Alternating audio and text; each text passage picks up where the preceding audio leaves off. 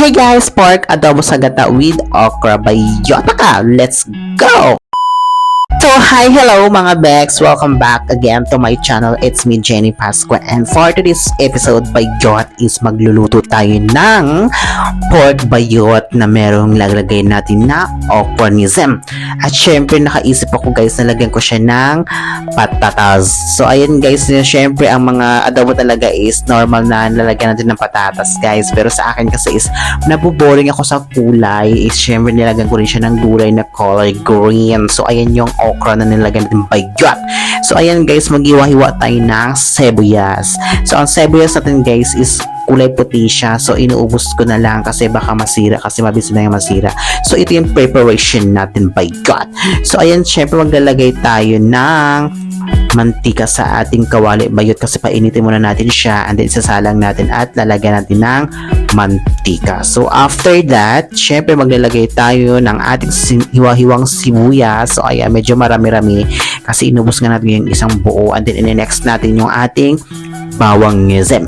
So ayan yung bawang guys, no, konti lang siya and then syempre pag medyo luto-luto na ng sibuyas at bawang guys is syempre ilulod natin yung ating pork bayot. So ayan, halo-haluin natin again para ma-mix yung ating sibuyas at bawang. So after na pag-halo-halo guys is lalagyan natin siya ng pamintang durog at yung pinaka-pinang powder na paminta para mas manunuot yung lasa ng ating mga sangkap. So guys, ayan, medyo pula-pula na yung ating baboy.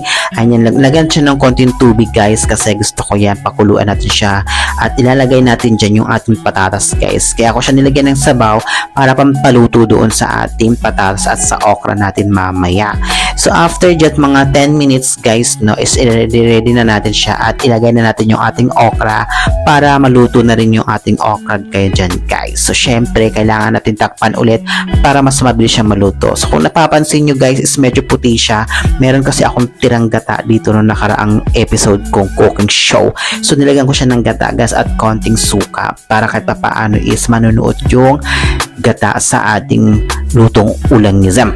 So, syempre, kailangan nang gamitin yung gata kasi para magamit natin siya guys at hindi siya masasayang, diba? So, ito na ating preparation ngayon guys. So, medyo hupa-hupa na yung ating sabaw kasi pinahupa-hupa natin siya. So, ayan na nga, naka-ready na natin yung ating gulay at after yan guys is syempre babad na natin muna siya at mga 5 minutes guys para maluto talaga yung ating okra dyan. So, takpan natin ulit para mas manunood at ma-absorb ang ating gulay doon sa ating pinaka-pork natin na sahog. Ano ba naman yan? So, ayan guys, no, nakatakip lang siya and then simsimin lang natin siya ng konti. Then after nyan guys, mga ilang minutes is hahanguin natin siya sa ating kawali at ilagyan natin sa ating pangmayamang plato by Yotaka. So, ayan guys, i-ready na natin siya at nandiyan na sa ating plato guys at ready to eat na tayo ngayon by God. So, ayan guys, na pinapakita ko sa inyo kung gaano siya ka-healthy at kung gaano siya kasarap kainin by God. So, ayan, sa mga mahilig kumain dyan guys, ayan, yung napakadaling lutuin na ulam at kulang na lang po dyan is yung ating kanin.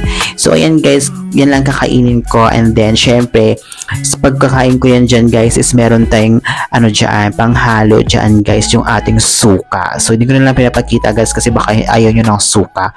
So, ayan guys, happy eating lang tayo sa ating gabi ngayon. Sana nanonood kayo ng aking mga video at sana supportahan nyo ako guys hanggang sa dulo ng aking pag-vlog. So ayan guys, no, habang kumakain ako, sana nag-enjoy ka sa panonood at sana kumain na rin kayo sa inyong mga pagkainan. And happy evening sa inyong lahat guys and enjoy watching sa ending lahat at huwag niyong kalimutan na i-like at i-subscribe ang ating Facebook page at ang ating YouTube channel.